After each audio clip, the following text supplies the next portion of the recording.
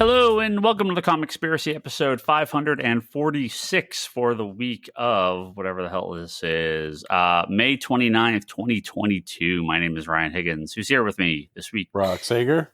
And Kevin. Hello, Kevin's back. Hello. Feeling better? I am feeling back to normal. You're a little sick. A little. Glad you're feeling better. Yes. Brock, are you gone? What? You gone the last few days? You just got back. I forgot. Were you on vacation? My son had a graduation on Friday. We were supposed to do something, but didn't end up doing anything on Saturday. So I took the time to clean up around the house, and then we went to Livermore today. Oh, I thought you were you were going out of town for a couple days. We were supposed to, but plans fell through. So, But it doesn't matter anyway because it's Memorial Day weekend. So, well, you'll get tomorrow I'm working all day. Yeah, baby. What, is your boss taking the day off? Me too. Oh, never mind. Well, we were talking about this last week. I think between Monday, Tuesday, last week I had to do the initial order. I had all the something in Comic Cup bugged out on orders. I had to go back through and redo a bunch of stuff. I had it for 45 hours between Monday, Tuesday, Wednesday. I was like, yeah, a 60-plus hour week. Those are always fun. Oh, Brock, you'll love to know this. A little shop talk here before we actually start the podcast. Our diamond shipment left LA on Friday and is in Arizona. So another glorious week of comic delivery shipments. Fucking done. Call me when. Call me in the middle of June. I'm leaving. Meanwhile, our lunar books got here last Thursday, and Penguin and Random House showed up Friday. So we've had all weekend to prep. Diamond just can't. It's just. Well, what's funny is Diamond would get two shipments good. Two shipments will go great, and then it just they shit the bed. Yeah. Yeah, and it's only I have the smallest shipment ever this week. So for actual comic, there's actually a comic thing here. This is actually a funny week because this is all behind the counter stuff, but it's potentially interesting in customers to know why things end up. Sometimes you're this is a really small week. This is a big week. Things are late. What's going on? So this is a very strange week, or a very strange end of the month, because DC releases comics on Tuesdays. Yeah. Litchfield Park, Arizona. Yep, got there on Friday. Still there. So again, we'll see. We'll see what happens. DC Comics released their comics on Tuesdays, so that would be the 31st. That would make May a 5 Tuesday month. Therefore, since comics ship on a 4-week schedule, what they do is they kind of end up spreading out the books. So you've had a couple weeks this month where DC had been kind of small. Diamond and Penguin are on Wednesday, so that's Marvel and all the other companies. And Wednesday is the 1st, but because it's a shipping, it ships to us in May. It was in the other catalog, even though it releases in June.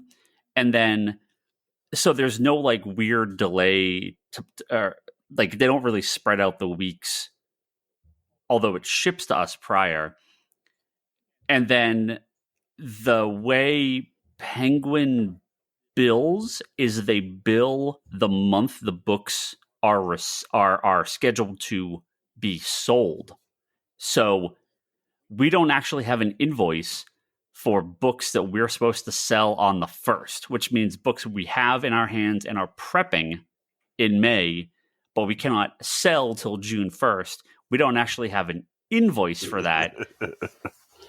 It's such a weird, so every couple months there's going to be some weird ass, if your comic store is not prepped on the 1st and it's a Wednesday, or this is usually why, because there's a thing with Penguin, the way they bill stores, the way they give us invoices. I can't process the product we have. Diamond kind of has figured this out for the most part. Lunar shipping off a day, so it's basically these books are out 2 different months. It's such a bizarre. It used to be everything from one place, and everything would be out at the same time. And now that there's multiple vendors, things very confusing, and it's I spend so much time. Okay, I have to check in on this like fake invoice and process everything Wednesday morning when I get to the store. So like things will be ready, but not ready. And then I don't know where the hell our diamond shipment is. And Lunar's like here and ready to go, but we can't, but I don't put it out till Wednesday. So it's not like we're just going to put that out Tuesday. Well, you throw a holiday in there and then it throws off the FOC because Lunar didn't FOC this week very much stuff. Right. Well, right. So yeah, if you were looking last week's order cutoff for DC was humongous because it's 2 weeks. At first they were actually having the FOCs going early instead of like a Sunday. It would be like a Thursday when they have there's a holiday day. But now they're just like, fuck it, just put 2 weeks of FOC together. Like, what does it matter? Which is fine. Like, it doesn't bother me at all. But that means that we don't have, there was no DC books to order this week. No, there was a couple trades. Well, that's all through. So then that's the difference too. That's Penguin. So Penguin has DC trades for order this week. We don't order those trades from Lunar for like a month and a half. But they're on Penguin's FOC this week. So luckily Comic Hub tells us that we've had this stuff on order already. But if you're a store that has maybe a no point of sale system or you do this kind of the old fashioned way, you may see this stuff on You'll get it from Diamond this week. You'll get it from Penguin Random House and Lunar. Right? You'll order it this week. And then in a month and a half, when Lunar FOCs it, a store may order it again. So, like, yeah, you got to be careful. It's there's a lot more kind of paperwork these days. I'll say it's. Well, yeah, you got paperwork for 3 different companies, and not to mention 3 different systems. 3 different systems. Not to mention, Penguin Random House likes to just I don't know, put 1 book on an invoice. So you end up having like double-digit invoices to check in instead of 1. Yeah, but some stores get 1 invoice. This last Penguin order, I think we had like 14 invoices, and it wasn't that big of a week either. So it'd be like 2 trades. Here's an invoice to check in. Another 2 trades. Here's another invoice. It's so weird. And then doesn't Elusive, so weird. The store we share a pallet with for Diamond, don't they get just 1 invoice for their Penguin Random House? I mean, it sounds like no. So like the trades are different for the single issue comics. It sounds like sometimes they do, but I don't know what the heck. How. Yeah, like we get like 12 for like 14 books. We get 12 invoices. It's such a nightmare. Like it's so bizarre. It's so strange. Hey, anyway, we got some actual comic news to talk about here this week. It's all pretty quiet week. News.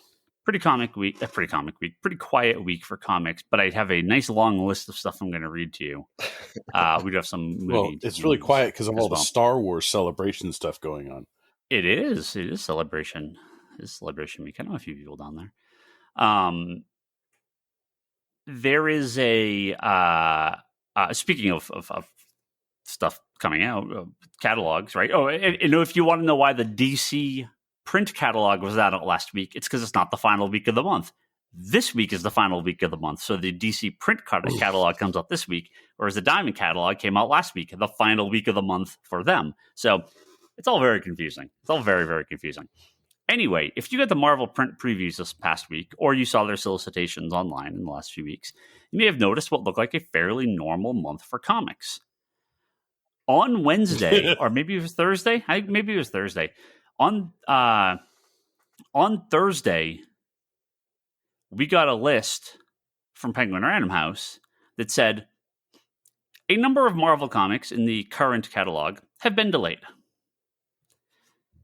This list includes... Okay, you guys ready? Oh, shit. So this is AXE, the Avengers X-Men Eternals. Judgment Day, number 4, as well as Death of the Mutants, number 2, which is one of the miniseries. Alien, number 1, the relaunch title.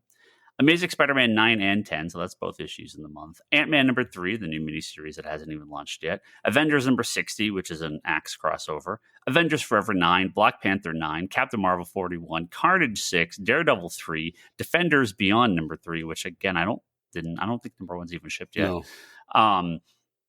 Fantastic Four 47, which is also an Axe crossover. Genis Vell, the Captain Marvel, also a not out yet. Hulk 10, Immortal X-Men 6, also an X crossover.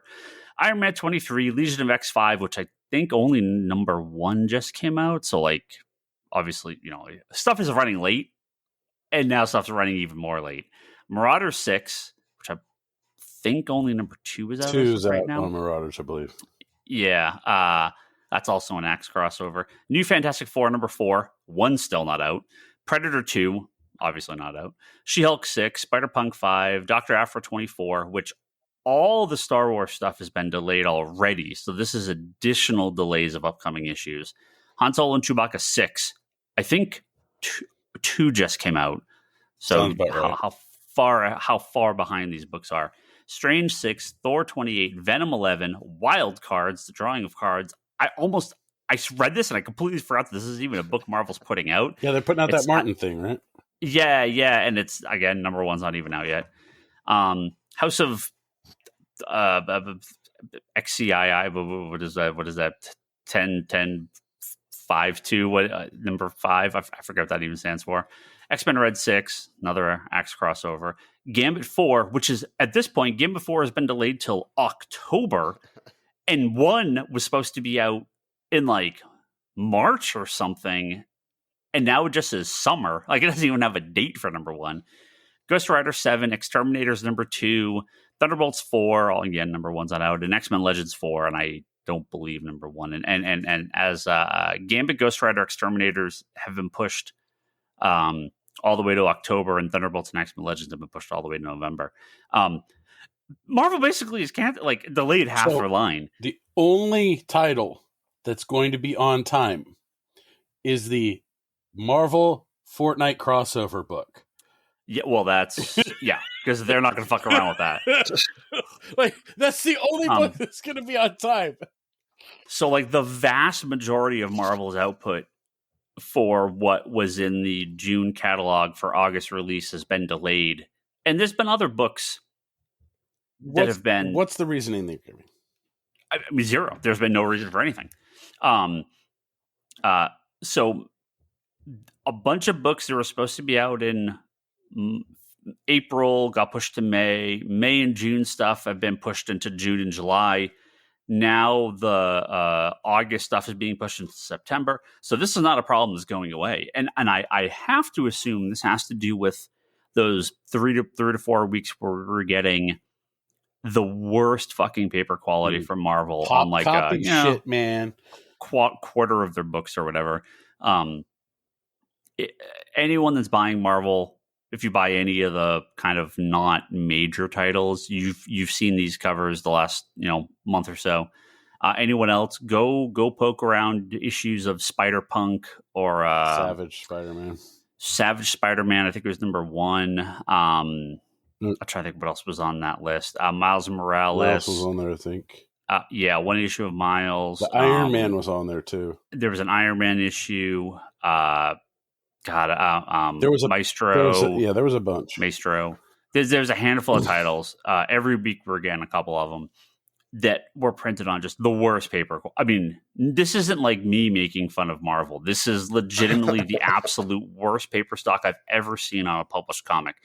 And they stopped, right? And then they announced a bunch of delays. I don't know. Marvel has relayed absolutely 0 info to any retailer about what's going on, but I have to assume this is related to that maybe this was their only option for paper stock, or the printers they're using are shutting down, and so they have to move to a new printer. DC has had to push some stuff around, but they've said there's been no delays. Image, again, they're not doing second prints. They're a little bit more limited, but there's nothing like this. So it's, I don't know. I don't know what is going on, and so we're talking months between issues on some of this stuff. Well, a Gambit series is just it's so off the schedule. Like, I haven't seen a book like this for Marvel in a long time. To be fair, Marvel and DC have, with a couple exceptions, their shipping schedules in the last half a decade have been pretty much perfect. There's like you remember those early 2000s or 2010s when just everything was getting hit with delays constantly. Like it's not like that anymore. Like it's been pretty good. You never see Civil War issues. No, right. So that end of that 2000s, mid 2000s, late 2000s, early 2010s, yeah, there was delays just constantly. Like there's definitely delays in books like with creators and stuff like that. Like Batman, Catwoman was pushed around. Obviously, the John Paulion special. There was this. Separate. Watchmen book that I mean, yes, obviously, Doomsday Clock had their issues. Marvel's had a couple delays here and there, but nothing major. A couple weeks here, a couple weeks there. Yeah. I mean, like one book would be like, oh, we have like switch creative teams or move our stuff around. So yeah, it was fine. Listener question coming from Kevin. He was wondering, I'll read his question here for you. In your time as comics retailers, both of you, what is the most egregiously delayed book you can think of? I mean, there's stuff that never came out. So I guess that would count. There was that Iron Man. The Vegas one. Yeah, they were supposed to tie in with the movie when it first came out. Would they get like one issue out or whatever? Yeah, it was like one issue. There was that one we had, the non-player that we really liked. That non-player, like that one. Would we get 2 issues and then that was it? Yeah.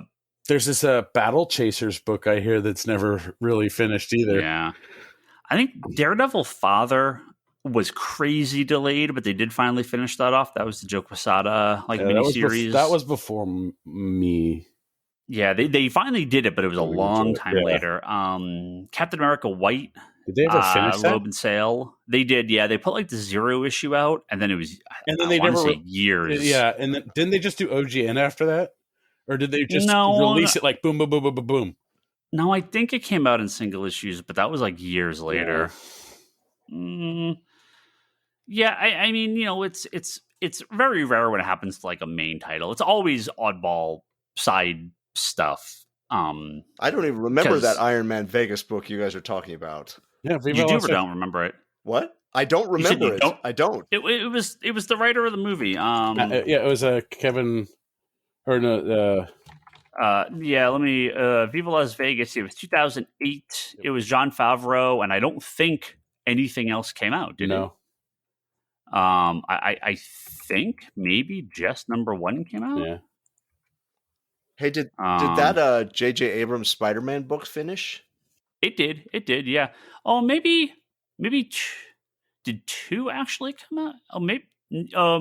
I think maybe only. Yeah, I think only issue 1 ever came out. There's like a cover for 2 and a cover for 3, or maybe 1 and 2 did come out. And yeah, I think 2 did come out, and then 3 never came out. Yeah, and then it just never finished. Yeah, they did finish that J.J. Abrams, but you know the deal with that. Like J.J. Abrams had nothing to do with that book. He was this kid, right? But yeah, they did finally finish that. But yeah, it's always weird specials. Like Savage Spider-Man. What was it? Nonstop Spider-Man, right? That was the series prior, and that was supposed to be ongoing, and it just ended at like 5, and they just relaunched with different people. So clearly, that was just like the creators just couldn't do it, and that has happened, or a book goes a couple issues and immediately stops and is relaunched with new people. Yeah, All-Star Batman. I mean, there were delays, but did that finish? I'm asking. I'm not making a joke. I don't. No, it got to issue 10. 10 was over. Yeah. 10 was, so it was delayed, and then they were like, well, we're never going to finish this, so they gave us a big issue 10 and then never finished anything. Right, yeah, because there's no second volume of that. Yeah, I think it only did go 10, right? It wasn't 10 the one that had the East Coast got the uncensored version and the West Coast got the censored version? If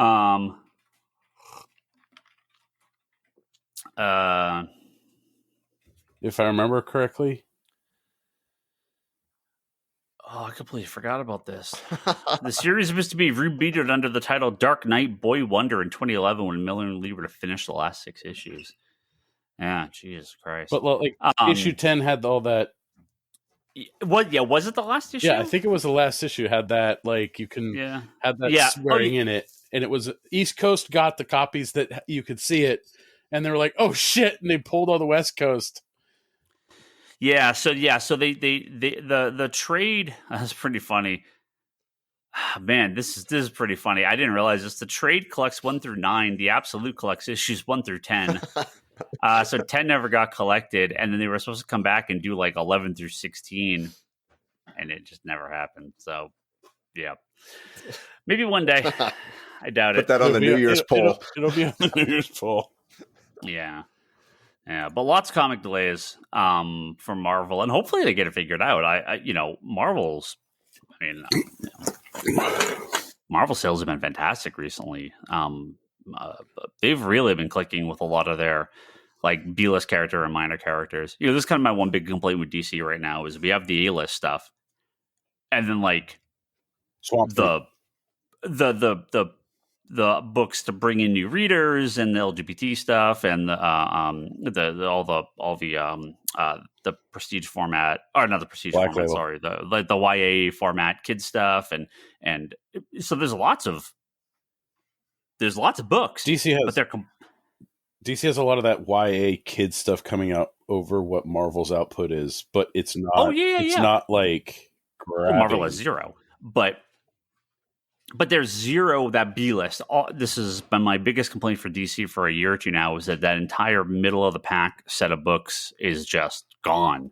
And that's my big hope for Dark Crisis. Marvel, meanwhile, like every mid-tier book, a lot of the stuff is connected to the Disney Plus stuff, but we all know that the movies and TV shows don't really do anything for the sales of the ongoing superhero comics.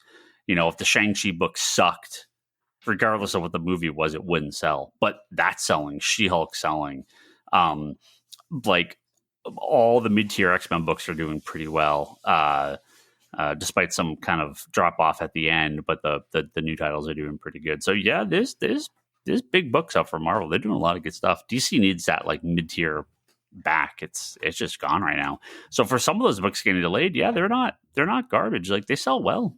Afro sells well, and like all the Star Wars stuff has started to pick back up. So it's because you're not crossing over 32 titles with a War of the Bounty Hunters and pissing people off because it's just a tag.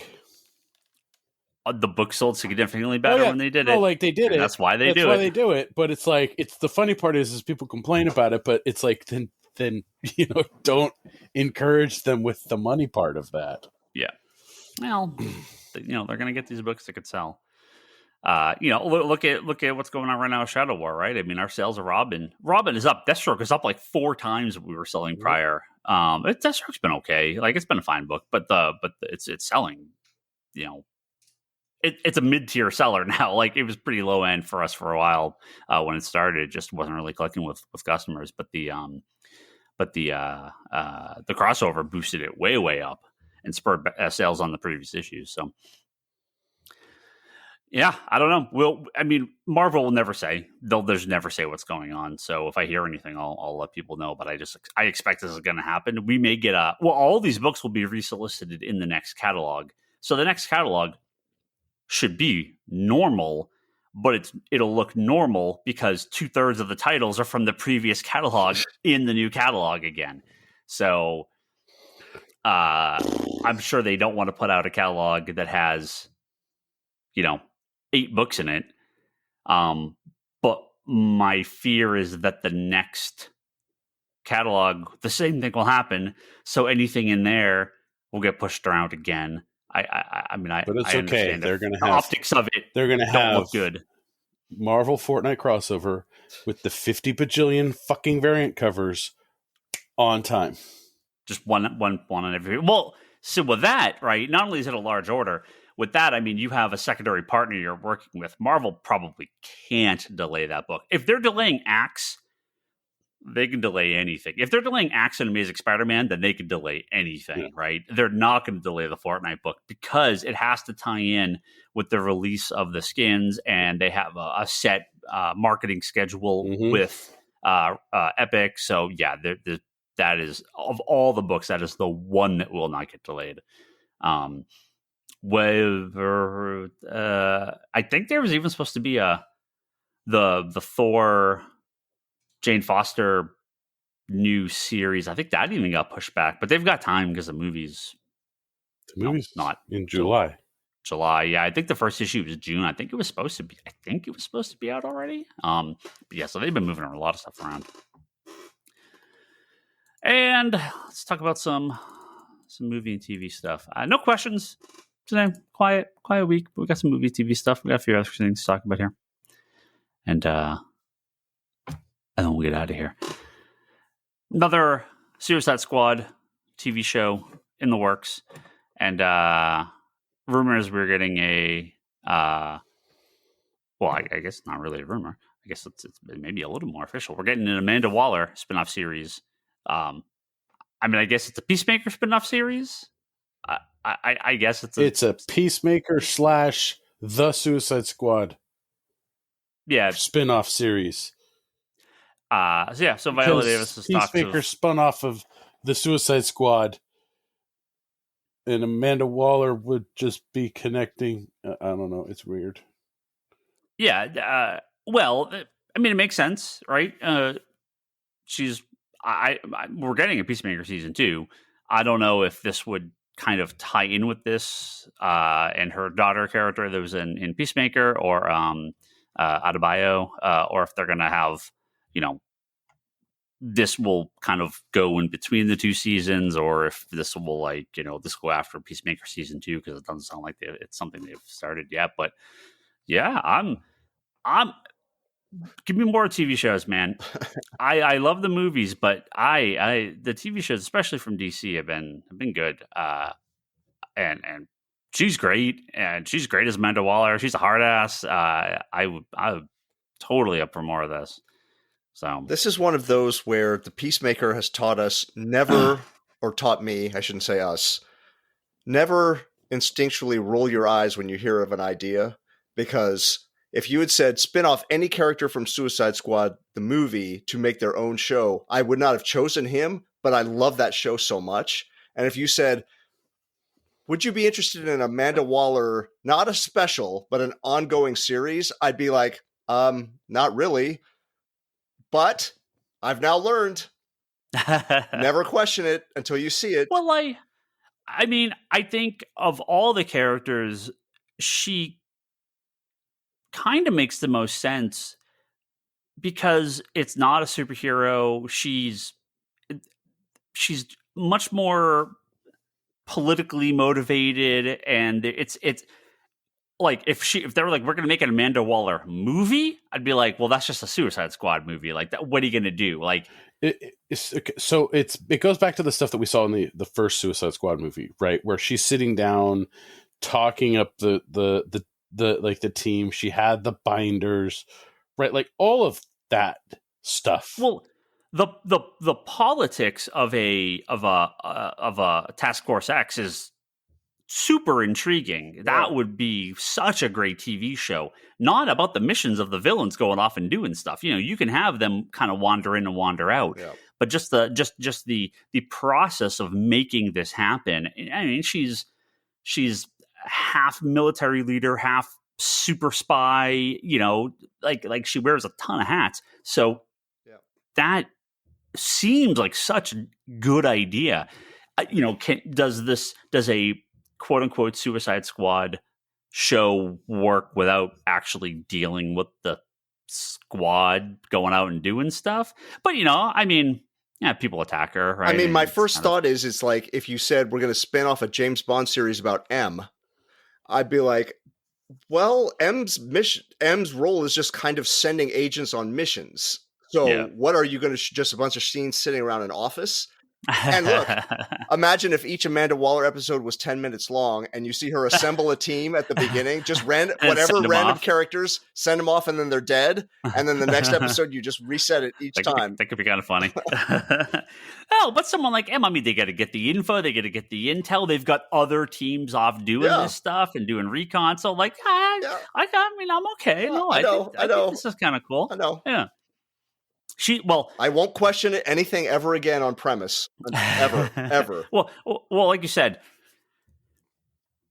characters like Peacemaker and so many of the characters in Suicide Squad are really just blank slates. They can do whatever they want with. Amanda Waller is a extremely fleshed out character. One of the most in comics, really. I mean, you don't know a ton of her. They don't go into her backstory a lot, but she appears in a lot of books these days, and she's there's a lot of stuff that they can do with her, and I don't know that I need it, but I mean, hey, obviously Peacemaker is good and Squad is good, and James Gunn seems like he knows what he wants to do with the stuff. So yeah, I'm show.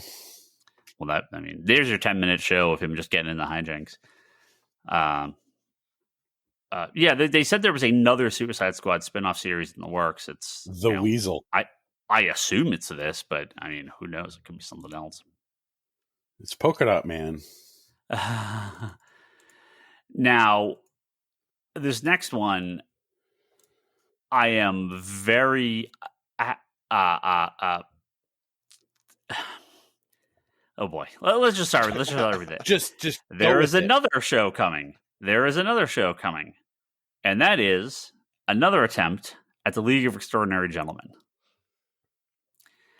The Alan Moore, Kevin O'Neill, Vertigo, and now like America. Who publishes it now? Is it Avatar? No. No. It was isn't it like American Comics?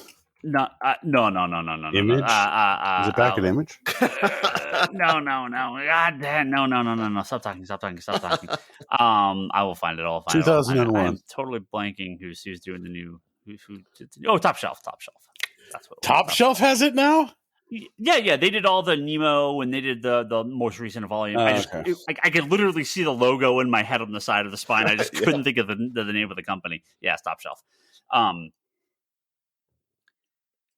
All right, but before you start, everybody's honest opinion of the movie it was garbage. It's a garbage. You hated it? I mean, it exists in that time of post Batman, pre Iron Man, where there's a lot of comic movies. They're just not. There's a shitload of studio interference to make them something that's not the comics, right?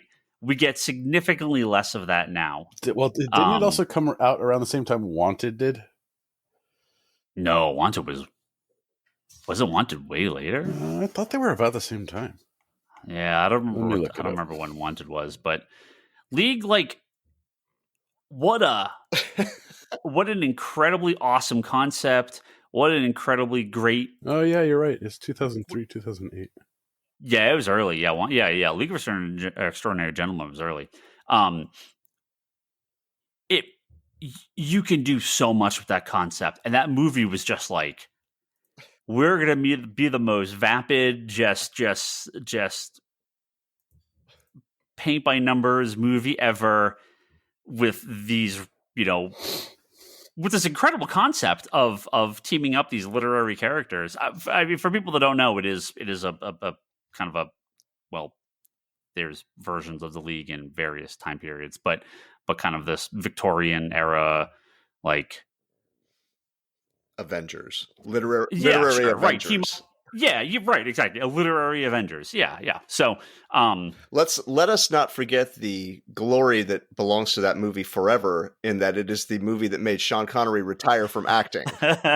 So, of all of its sins, I mean, after League, what do you do? Right? I mean, you just start off as Bond, you finish as Alan Quartermain, and walk off stage. Just go off. Yeah. And again, a League of Extraordinary Gentlemen movie? No, thank you. A League of Extraordinary Gentlemen TV show done today? Potentially? Hell yes. Now, the biggest concern is it's being done by formerly Fox and Hulu. So that is like, man, if there's a more dreaded name to be attached to a project than Netflix, it's Hulu at this point, because their track record is like. Wait, Hulu does originals? It's like they're batting like 0.05 at this point. Like it is. Hulu does bad. original movies? No, TV shows, but that's what I mean. Like they're just whiffing on stuff left and right, and they're canceling shit all over the place, and nothing's getting more than a season. Yeah, I mean, look, obviously select stuff does, but not a lot. So no, I mean, there's random names attached. I think if you told, I think I could think of a thing that would make me dread this. Worse, not Hulu. I think if you said it was like being made for Sci-Fi Channel. Oh yeah, sure. Then I would go, okay, I know exactly what this is going to be, and that would actually be okay. Like like CW Sci-Fi, you know exactly what you're getting when you go for a show like that. It's going to run 9 seasons, right? Yeah. That's the great thing about it. It's just Hulu. It may be good quality, but it's going to get scrapped after a season. Would you want a CW League of Extraordinary Gentlemen where they're all teenagers? I mean, no, but at least you know what you're getting. League's such a great idea. It is such a cool concept. I really hope this happens and is good. That's obviously the last part's the tough part. I just I never read the Nemo stuff, so I'm way behind. The Century and then the Nemo books I didn't read. They're sitting on my gigantic pile of stuff to read. But all the early League stuff I read the first 2, 3 volumes, and really good. So Kevin O'Neill too, such an incredible artist, so unique. Yeah, Brock. So DC / America's Best Comics, ABC, which is Alan Moore's imprint. They're the ones that originally published it. But then that's Alan Moore. He took. What's the deal, Kevin? Because that's 99. That's when League came out in 99, and that's when Jim Lee sold Wildstorm to DC. I believe was 99. Or early 2000s, so he didn't know that he was making a DC book. Right. Basically, is what was going on. He was grandfathered into DC. Yeah. It was supposed to be an image book, and then Jim Lee sold Wildstorm to DC. So here comes 98 League. He sold in 98. Yeah, DC Comics. Okay, so he must have been bought by Wildstorm. Oh, League was January 99. So yeah, he must have been like right at the point where they sold. He must have already been working on it and signed contracts with them and everything when they sold. So yeah, then I'm sure they had some level of contract he had to be with for a certain amount of years, and then they took off the Top Cow or to not Top Cow, fucking America's Top Shelf after that. Yeah, Top Shelf. Yeah. I don't know. We'll see. League's cool. We also another series in the works. I think we're going to get a lot of this in the next few weeks. There's another rumor that came after this, but there is a variety of reporting on Daredevil coming to Disney Plus. So isn't Daredevil already at Disney Plus? A new Daredevil seemed likely. All new, Charlie all Cox. Different Matt Murdock. All PG-13, all neutered Matt Murdock. That's my guess. Yeah. Look, that look on Kevin's face. I know I'm the number one fan on this podcast, but I will still say, all this time later, season 1 of Daredevil, the Netflix, that's good. Is better. I prefer to any of the Disney Plus output that's come out since then. Yeah. No, my only problem with the Netflix shows is on a 22 episode CW show, I understand there's going to be 2 characters talking at each other for a big part of the show because it's a network mainstream television drama. That's how these things function. A high-end specialty Netflix series like Daredevil should have been 8 episodes a season, all killer, no filler. All those shows just dragged at points where they really shouldn't. We were talking before the podcast about Better Call Saul. We were just, obviously no spoilers, but we just watched the mid-season finale. Imagine if that was like 20 episodes. It's a slow enough burn, but you get so much characterization in the minimalist nature of that show. But imagine if they like artificially doubled the length of it, and it's just every scene is just like long for no reason, right? And that's what I felt the Netflix shows like. They're not. The quality is incredible. The writing's good. The acting's good. It's grounded. It's exactly what I wanted. I just wanted them to be tighter. Just the Disney Plus shows are very fluff and popcorn, and they're fine, but they don't really hold a candle to the best of the Netflix stuff as far as acting and quality of content. Obviously, Defenders is trash. Iron Fist is not great, but I actually think it's okay. Jessica Jones season 2 is horrid. There's Luke Cage, not great. Luke Cage. I thought Luke Cage was good. I didn't see that one. Good. Oh, you didn't watch Luke Cage? Oh, Luke Cage is very good. Maybe the best, like consistently the best. The problem with Luke Cage season 1, the back half was not. They should have flip-flopped the villains. The front half was so much stronger than the back half of season 1. Luke Cage is very, very good. I think you'll like it. Daredevil season 2, fantastic. The Elektra stuff's a little eye rolly, but all the Punisher stuff is great. So the Netflix stuff, there's really good stuff in there. But sounds like Charlie Cox. Likely, that's the rumor. I just really, after the brilliant, I'll say it one more time, brilliant job the creators and Vincent D'Onofrio did on building up Kingpin over those seasons, and then the way he got jobbed just in that Hawkeye. It's like that.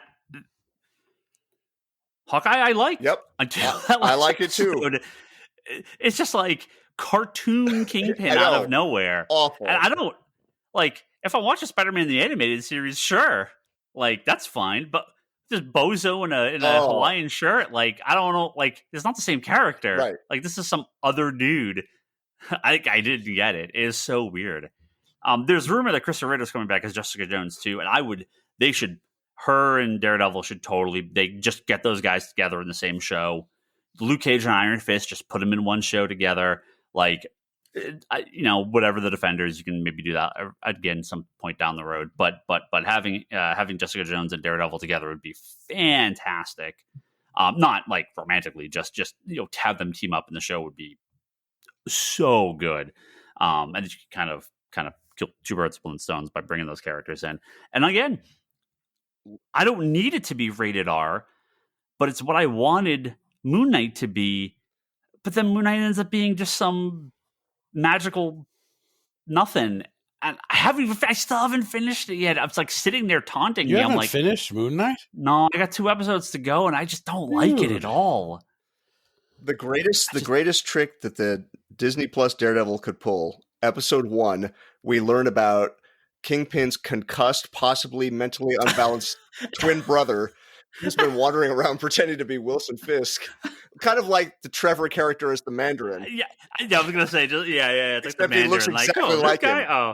Yeah. Or like a professional party Kingpin imitator. Anything. Just retcon it. I don't care how you do it. Just do it. It's just going to be this is the Kingpin they ordered on Wish. I believe that's how that's the internet joke. So they're just gonna pull this one from a different universe. I don't ever need Daredevil acknowledging the multiverse. If there's a character that I just want to stay as far away from that as possible, he's in that Hell's Kitchen, not that one. That Hell's Kitchen. Like, have the skies turn purple, and he's like, I can't see it. I'm blind. As he just keeps walking, and just like you just ignore it completely. Like, please don't let Daredevil get involved with the multiverse stuff. I love the multiverse, just not Daredevil. I don't need Daredevil involved in that. A multiverse. He's Rocky's in the 616. That's the official live action designation now. The 616. No. The movies don't influence what we write here in the comic books. Here's a She-Hulk book. Here's a Jane Foster book. 616C. 616 cinematic. It's got a little hyphen after it. 616C. But yeah, on the news item, I'm torn here, man. I'm really torn. You got to follow your own rules, though. That Daredevil season 1 is still top 5 of all the MCU properties for me. Not number 1, but in the top 5. And those some of those Netflix shows are at the bottom, and I am really torn here. This is like King Kong versus Godzilla. I don't know what's going to happen. Yeah.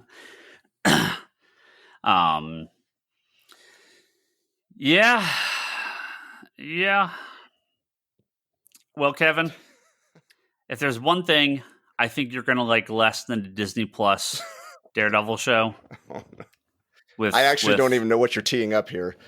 With Action Punch Kingpin in the Hawaiian t-shirt, it would be that Stan Lee Universe, Genius Brands International, and POW Entertainment are going to allow the likeness of Stan Lee to appear in upcoming film, television projects, theme parks, experiences, and merchandising. Goddamn Stan Lee hologram with Disney. Fuck. So when your light PG-13 Daredevil show, you're gonna get a CG Stan Lee cameo. Look, it's fucking. You're gonna go into the Marvel fucking like whatever thing at Disneyland and see the Stan Lee hologram pop up and start talking to you about fucking Marvel shit. I actually have less of a problem with what you just described than having him in shows and movies, because the fun of the shows and movies was it's him. Yeah. Like it's not fun to insert a CG Stan. That there's no joy in that. There is a possibility that Stan Lee, completely conscious as an older man, but aware of 100% aware of everything, said, yes, I would love to be immortalized forever as a CG guy popping up in Marvel stuff till my great grandkids are elderly. I love Marvel this much. I want to be a part of it forever. This is amazing technology. I am so excited. I love everything about Christ. this. This is a possibility. Yes, there is a chance that happened. Yes. There is also the much more likely possibility that everyone involved in every company that he ever signed anything with is just grabbing every last scrap of money that they can from his carcass and will sell him to anyone for any price for anything. That unfortunately is the much more likely scenario. Yeah, because don't we have like blood certificates or some shit? That there is a lot of weird stuff at the very end. Now look, fucking A. Disney's gonna clone him. If Marvel wants to every now and again pop up Stan Lee on a cover of their comics in some sort of tribute thing in the it's just in their books. They want to do art books where people are drawing Stan Lee or reprinting old stories, or the Stan Lee style, taking old interviews and remastering them and putting them on Disney Plus. I mean, there's a million things you can do.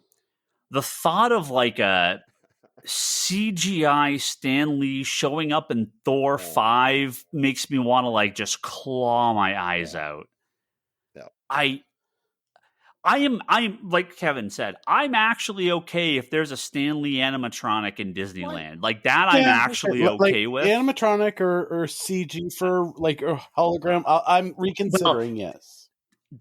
The problem with the hologram is not him though, right? Like the hologram stuff I should say hologram. The projected video stuff they do at Disneyland is the actors. It's really them, right? I mean, they come out, like Daisy Ridley comes out and does the thing for Star Wars and Spider-Man came out the thing for the web shooter or for the web ride. So yeah, I mean, these are really the people coming out and doing these things and filming this stuff. And again, if Stan Lee filmed a bunch of stuff and they want to use that, yeah, sure, that's fine. Some uncanny valley ass Stan Lee CG mannequin dancing for the masses. It just makes me so fucking sad. I don't want this. I don't want this in anything. Like, I don't want him in the movies and TV. I mean, like, what are you gonna do? Like, it's just a joke, right? It's just gross. And it's not like a plot. If they're, but the movie thing, the Stan know. cameos never added anything to the movies. They were just cool because it was Stan. So if you don't have Stan, why would you bother hologramming that character in? It's not like it was Thanos and Josh Brolin passed away and we're like, oh shit, we got to like build this character entirely CG and use his voice. And you know what I mean? That's part of the movie. Yeah.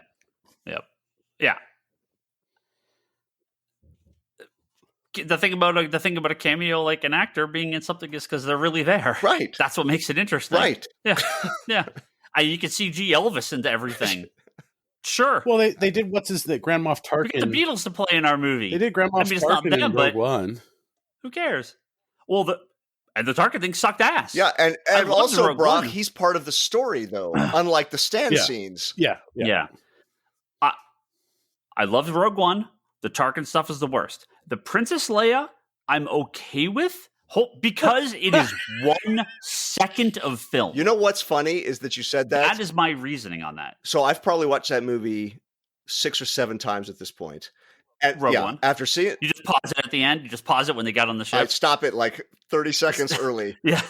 I just don't pretend. But no, after seeing it in the theater, my review would have been: the Tarkin looks good and the Leia is shaky. And after watching it at home, the Tarkin is shaky, might be kind, and the Leia is atrocious. Yes. I know it's short. Yeah. Right. And that's why it doesn't bother me as much. She was still alive. She didn't mocap it, I don't think. No, I think it's another actress. Yeah. But did they mocap her face for it? I think she had something. I think they motion captured her face, like her saying the lines. And then right. So that's what they did with like Luke, where there's like a different actor underneath. So again, the Luke stuff is horrible because of how long it goes on. Just fucking cast someone else. I'm talking with a bunch of people. I haven't started it on Strange New World yet, but I've talked to a lot of people and they're like, oh, it's great. You know, like it's like the best Star Trek since like DS9. And they're not going to have a bunch of CG actors. You know, there's not a CG young Leonard Nimoy in this. It's just fucking recast these people. Well, the funny thing is like everybody I don't want CG Mark Hamill in 100 TV shows. It looks awful. The funny thing is everybody is going, why don't you just have Sebastian, whatever his name is, play him? Sebastian Stan. Because he is virtually perfect. 10 years ago, 8 years ago, he was a dead ringer. The problem is they're stuck with this like tiny time frame of people, this time frame in the movies where they have to keep going back to, and he's already aged out of that. So, point is, Stan at Disneyland, okay. Stan in a movie's if there's awful. like some statue, they recreate the partner statue in Disneyland. They redo that at California Adventure with Stan Lee. Totally fine. They got an animatronic in a ride. Totally fine. Using his voice from other projects, I really don't have a problem with that. That's okay. I'm okay with that. They want to put him in comic covers and do artwork and take old photos and the documentaries. No problem with any of that. What if the Stan Lee cameos were things like in newspapers or? No, that I'd be okay with. If it was like photographs of him, like on a billboard or in a newspaper article or like old film reel, that I'd be okay with. That it may be a little tiring after a while because you're just gonna kind of Like, but if it's we had this fun picture of Stan Lee. Give us a headline for a newspaper for it. Right? That I'd be totally fine with. Florida man does. Again, I think it would get boring after a while because you're like, well, I mean, it will either get boring or it would be the best joke ever. Well, the problem is he's not in it, right? Yeah. I mean, that would be okay, but it wouldn't be the Stan Lee cameos from the movies, right? But it'd be okay. Yeah, if they wanted him like, Senator Stan Lee running for president, sure, on a bus stop, sure. okay, I, again, might get a little annoying after a while, but I'd be okay with that. But no, please no CG puppets dancing around Stan Lee's face on it. Like, no, just no. It's I really, really dislike it. Yeah. Gotta love capitalism. Well, and I'm sure he probably would, like to be remembered and like to still be in the Marvel stuff, but I don't like this. Not like this. Okay, just not like this. There's got to be other ways to do it. My favorite Stan cameo is Spider-Verse. Yeah. And that's obviously not actually Stan in that animated scene, but it's his voice. And it's really cool and sweet because he's talking about how he and Spider-Man were friends. But if it was just like, we're just taking clips of Stan's voice, stitching this together and animating him, well, that's no fun. That's not anything special. Here's one for you, Kevin. 60s ass Stan Lee gets, like, footage of Stan Lee in the 60s when he's doing all his interviews and stuff like that, gets Forrest Gumped into the Fantastic Four movie that takes place in the 60s. Totally fine, right? Like some tube TV, they're watching an interview where he's interviewing the Fantastic Four or something like that, right? Totally fine. It's going to be a lot of digital manipulation and CG. You got to get the characters all mixed up. That is something that I'd be totally fine with, as long as it's the real footage of him. Yeah, and you've got plenty of footage. You got the Stan talk show from back then. I mean, he was on everything. Yeah, he was on stuff regularly. He was on a ton of talk shows, and he used to be all over the place early days of Marvel. So that would be fun. But no. CG Stan, man. CG Stan. You know they're going to do it. Please no. They're going to put him on there. I mean, I'm getting ready for it. All right. That's a podcast. Thank you all very much in this wonderful, wonderful episode of our greatest fears all coming true. Just look at the garbage after garbage after garbage. Parade of topics. We got CG Stan Lee, League of Extraordinary Gentlemen, Marvel delays, All-Star Batman. It's one of those weeks, man, where it's just like here's a bunch of bad ideas all happening at the same time. Like, it's what's gonna happen. Unrelated, but I must acknowledge that the last week of the internet has been incredibly fun, as Morbius fever has reached its peak. What are you talking about? With the internet's obsession with Morbius 2 and whether it's going to be a real thing, and whether he will, of course, utter the now infamous words, "It's Morbin time." We are all waiting for the release of Morbius 2.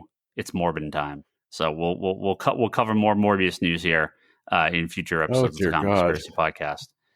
Brock, it's Morbin time. Look it up, man. It's the hot new trend that's sweeping the nation. There was a station that was playing Morbius nonstop on Twitch. They eventually had to take it down. It was like getting flooded with people in to watch Morbius. To like just, it's become like this like MST3K thing. What? It's pretty incredible. What? It's very, very funny. The internet is obsessed with Morbius. It's great. Like the internet's also obsessed with like monkey NFTs. Well, that's a different part of the internet. This is fun internet. I approve the fun internet's obsession with Morbius this past couple weeks. So it was big in the lead up, and it like kind of subdued a little bit when the movie came out, and now it's like hitting like a fever pitch. Like it's back. Morbius is back, baby. So I'll watch Morbius 2 in the theater. Be the only one again. I'd watch Morbius 2 in the theater. You didn't watch it yet, did you? No. It's okay. That's fine. Yeah, that's what everybody totally said. Fine. It's whatever. It's totally fine. If I can watch 6 hours of Moon Knight, I can watch Morbius too. You guys didn't go watch Top Gun Maverick this weekend? I did. Oh. But that's not a comic topic. I'm not allowed to talk about it, Brock. I mean... It is the very best of a Lego sequel.